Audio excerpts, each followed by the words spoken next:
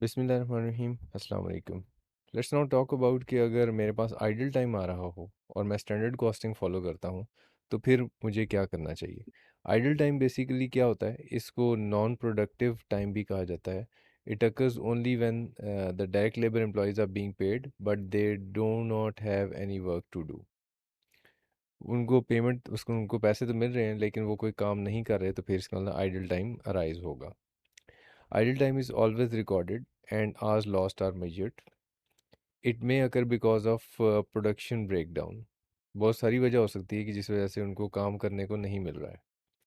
सो वो one of the reason के production breakdown हो गया, या आपके प्रोसेस में कोई बॉटल नेक्स हैं, या ये हो सकता है कि रॉ मटेरियल स्टॉक आउट हो चुका है, या आपकी फाइनल प्रोडक्ट जो है उसी की डिमांड नहीं है।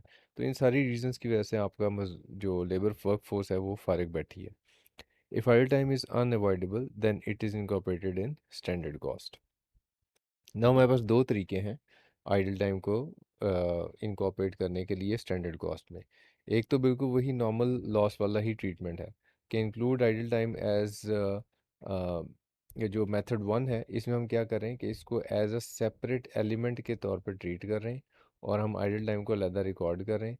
Standard cost of idle time की भी एक स्टैंडर्ड कॉस्ट बनाई जाती है और उसको टोटल कॉस्ट पर यूनिट में शामिल रखा जाता है, यानी इसको सेपरेटली रिकॉर्ड करते हैं। नॉर्मल लॉस वाला ट्रीटमेंट नहीं देते, सेपरेटली फाइंड आउट करते हैं कि अच्छा जी 2 घंटे ज़ाया होंगे ही होंगे, और उस 2 घंटे की कॉस्ट डिटर्मिन करके अपनी स्टैंडर्ड कॉस्ट में शामिल करते हैं। मेथड टू जो है इसमें ऐसा नहीं करते, allow for standard amount of idle time in standard hours per unit.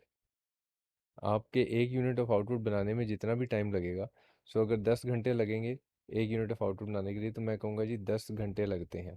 लेकिन इस 10 घंटे में से अगर वो मज़दूर 8 घंटे काम करता है और 2 घंटे फारिग बैठा रहता है, तो मैं तब भी यही कहूँगा कि जी 10 घंटे लगते हैं एक यूनिट ऑफ आउटपुट को बनाने के लिए। मेथड टू में ऐसा करूँगा।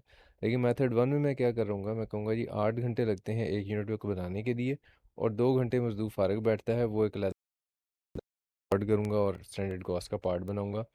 Again standard cost of one unit of output will remain the same, लेकिन यहाँ मेथड वन के अंदर वो अलहदा से जो आइडल टाइम की जो कॉस्ट है वो दिखाई दे रही होगी, जबकि यहाँ पे वो स्टैंडर्ड कॉस्ट में ही छुप चुकी होगी मेथड टू जब हम फॉलो कर रहे होंगे। So these are the two two methods जो यूजली फॉलो किए जाते हैं। सो एग्जामिनर आपको जिस तरह से रिक्वायर करेगा, आपने उस हिसाब से फिर स्टैंडर्ड कॉस्ट में इसको शामिल करना होगा। तो यहाँ तक आपका कोई सवाल होगा तो हम उसको आंसर करेंगे। Thank you very much, take care.